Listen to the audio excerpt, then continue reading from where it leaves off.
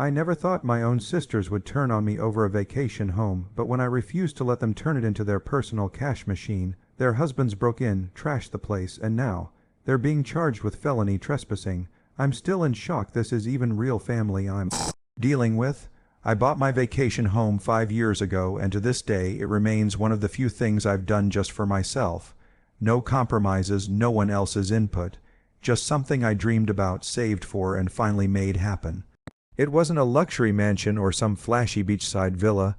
Just a peaceful little lakefront cabin where I could breathe, disconnect, and feel like I actually existed outside of work and obligations. For most of my life, I've been the responsible one in the family. The one who doesn't ask for much, doesn't make noise, just quietly handles things. I never got married, never had children, and that somehow made me an outsider in my own family. My sisters, Kelly and Megan, are both married with kids and love to remind me of everything I'm missing out on. At every family dinner or phone call, I'd hear lines like, "Must be nice not to have mouths to feed," or "You probably don't even know what real stress is." They laughed like it was a joke, but it always carried a bitter edge. Like they resented my freedom, I always let it go because I figured, they're family, that's what you do, but deep down, I knew they saw me as less than. Like I had all this disposable time and money, and they deserved a slice of it just because their lives were harder. When I finally bought the cabin, I didn't even tell them right away. I was so proud of myself, but I also knew what kind of attention it would bring, and sure enough, once they found out, it started. At first it was subtle little jokes about how I should let them borrow it for a weekend or how I owe them a girl's trip. I shrugged it off because I truly thought they were kidding, but I was wrong. It wasn't long before those jokes turned into actual requests, then demands. They couldn't understand why I wouldn't let them use it like it was a shared asset. The idea that I had something they didn't, and wasn't offering it to them, seemed to drive them crazy. I was just beginning to understand how deep that entitlement ran. It started on a regular Sunday afternoon when Kelly called me out of the blue. She sounded overly cheerful, which immediately raised a red flag. After a bit of small talk, she launched into this whole idea she and Megan had been working on. They wanted to rent out my vacation cabin on Airbnb, not for themselves, for profit. They pitched it like a business opportunity we could all benefit from, except there was no offer to split anything fairly. They assumed I'd just hand over the keys and let them manage it while keeping the income. Kelly said, "You're barely ever there anyway. It's just sitting empty. Think of the money we're losing." I told her firmly that I wasn't interested. I didn't buy the cabin as an investment. I bought it as a sanctuary, a personal escape. She paused, then said, "You're being kind of selfish." I thought that was the end of it, but clearly they weren't done. Megan messaged me a couple of days later, saying I should at least let the family benefit from my good fortune. She claimed her husband was looking into side income streams, and this would be perfect. That's when it clicked. They weren't asking for a favor. They were trying to take control of something I owned outright and turn it into their hustle. I repeated that I wasn't comfortable with the idea.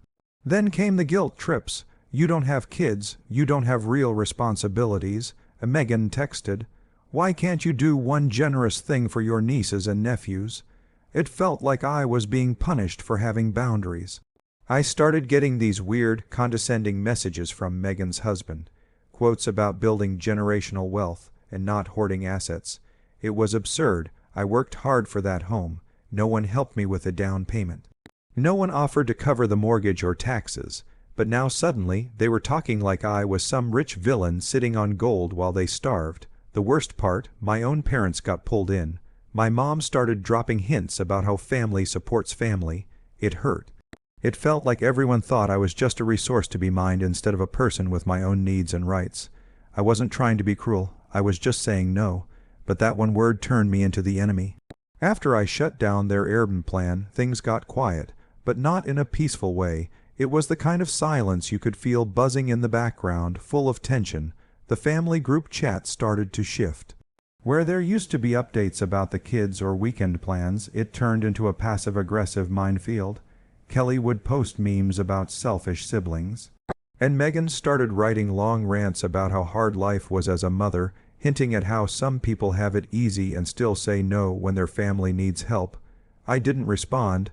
I wanted to keep things from exploding, but the silence just seemed to fuel their resentment even more. One weekend I decided to drive up to the cabin to clear my head.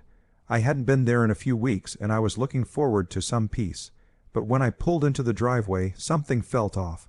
There were tire tracks in the dirt, more than one vehicle, and they weren't mine. My stomach tightened. When I got to the front door, I noticed the lock had been changed. That's when the dread set in.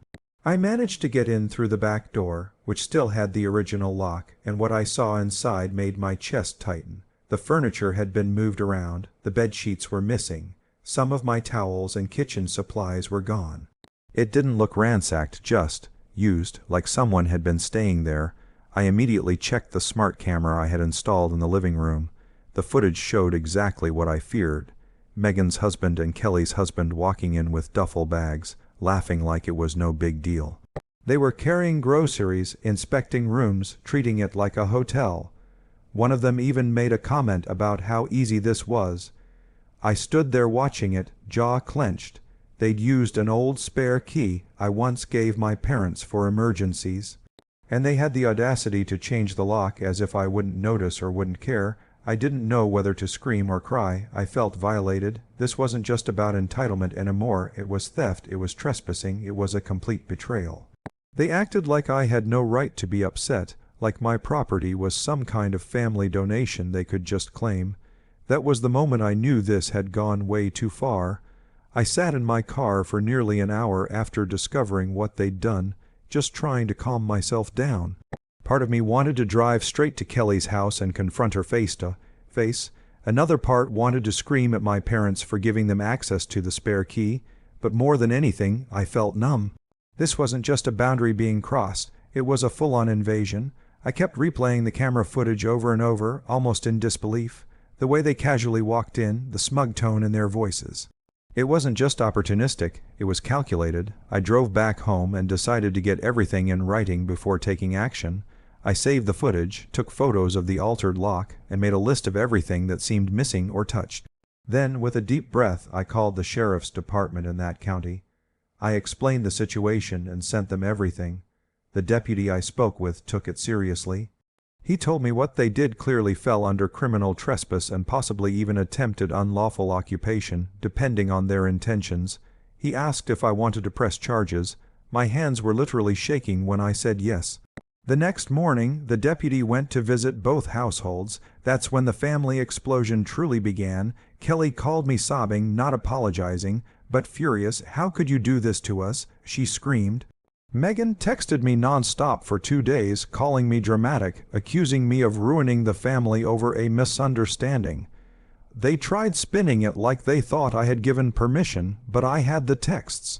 I had the proof that I said no, over and over again. The police issued official warnings and began processing the charges. That's when things shifted. Suddenly, Kelly and Megan weren't so loud. Their husbands started panicking.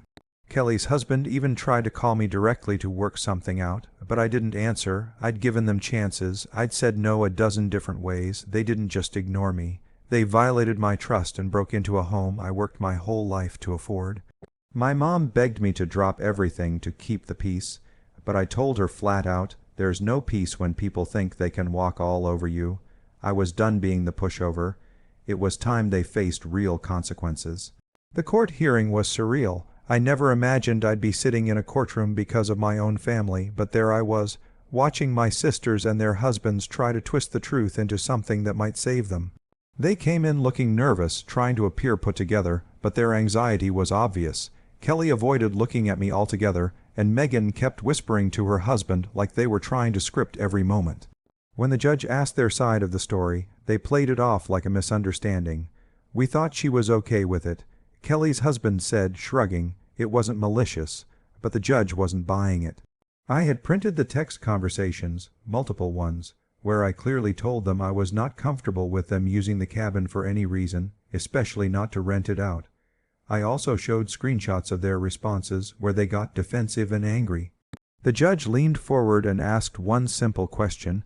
If she said no, why did you go anyway? They had no answer, just silence. The footage from the cabin cameras was what really sealed it. Watching themselves casually walk in, change the lock, and make themselves at home was damning.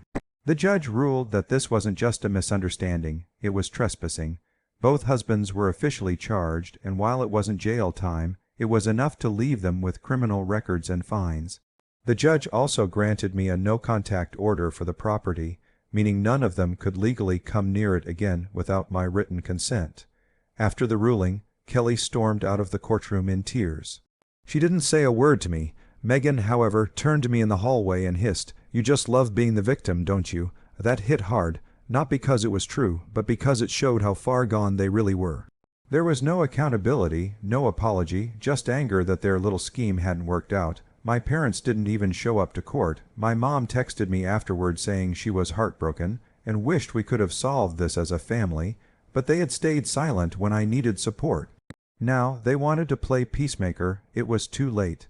The damage was done, and I wasn't the one who broke the family. They did.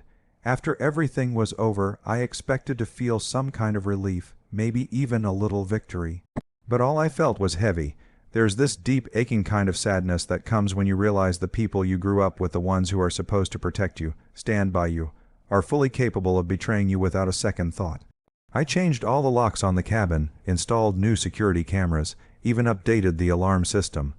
I shouldn't have to go to those lengths for a place that was supposed to bring me peace. But now, every creak of the floor or movement on the security feed makes my stomach twist. The cabin doesn't feel the same anymore.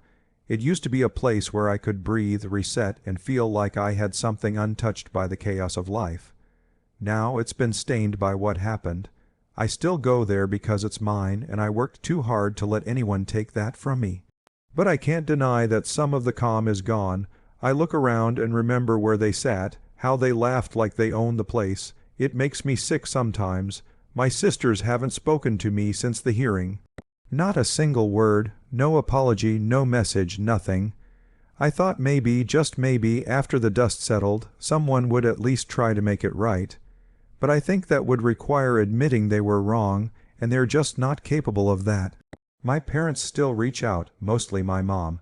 She sends these vague texts about hoping the family can heal, or how everyone makes mistakes. But I notice she never calls out Kelly or Megan directly. It's always phrased like I played an equal part in the destruction, like saying no and protecting what's mine was just as harmful as breaking and entering. I've started to accept that sometimes the healthiest thing you can do is walk away, even from family. Especially from family, if they prove they're willing to hurt you. I've spent years being the one who avoids conflict, who keeps the peace, who gives in just to keep everyone happy. But this was my line, and they crossed it. I don't regret pressing charges. I regret that it came to that, but not that I stood up for myself, because if I don't protect what I've built, no one else will. Ask ChatGPT.